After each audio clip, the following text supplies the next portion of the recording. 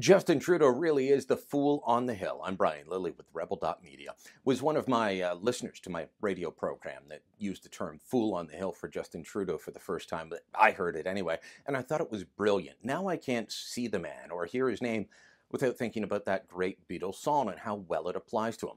Well, right now, Justin Trudeau is going around the world showing what a fool on the hill he is, that he's completely out of touch with Canadians and their views on a whole host of issues. Let's start with the Omar Khadr settlement. Trudeau has been saying, so have his cabinet ministers, this is the right thing to do. Turns out Canadians disagree. The latest poll from Angus Reid shows that 71% say the government shouldn't have settled, that they should have taken it to the courts and seen what the courts had to say, not just negotiate a settlement with Omar Khadr and give the little terrorist $10.5 million. And what's interesting about that is that more than 90% of Conservative voters say that, but 61% of Liberal voters and 64% of NDP voters feel the same way. Strong majorities, regardless of party line, regardless of age, regardless of what part of the country you live on. From coast to coast, Canadians are outraged by this, but Trudeau is going around saying it's the right thing to do. They are defending the indefensible. Then there's Trudeau trying to show off how nice he is, how compassionate he is towards other countries. Did an interview with a German magazine, and he insulted Canadians and Germans at the same time. It's actually causing outrage in Quebec. I'll get to that in a moment. But what did he say? Well, he's doing an interview with Bild, and this is what he told them. He said that Germans were more predictable, wonderful, thoughtful people. No, you're more organized maybe than Canadians can be. We've got enough French and Latin blood in us to be less organized. Check out this headline in Le Journal de Montréal newspaper. Justin Trudeau, Canadians more disorganized because of Quebecers, it says.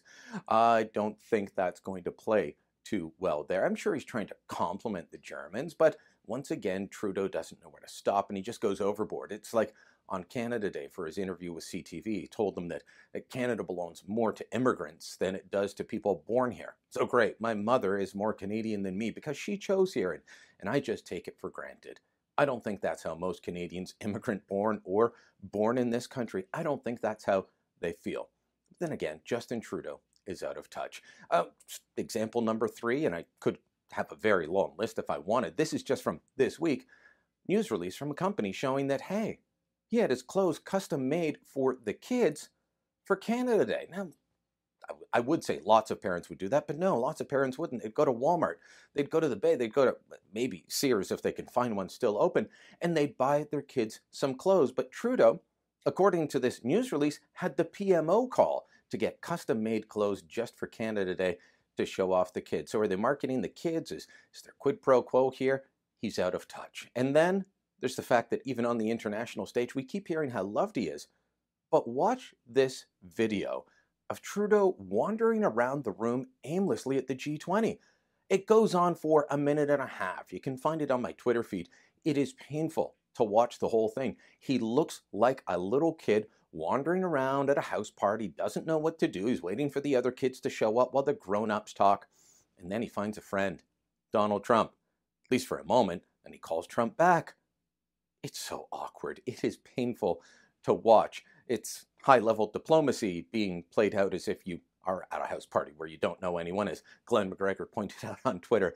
It is ridiculous to watch this guy. He is the fool on the hill. He's been showing himself that on the international stage, and the only thankful thing I can say is that I haven't heard about his bloody socks since he left the Irish Prime Minister.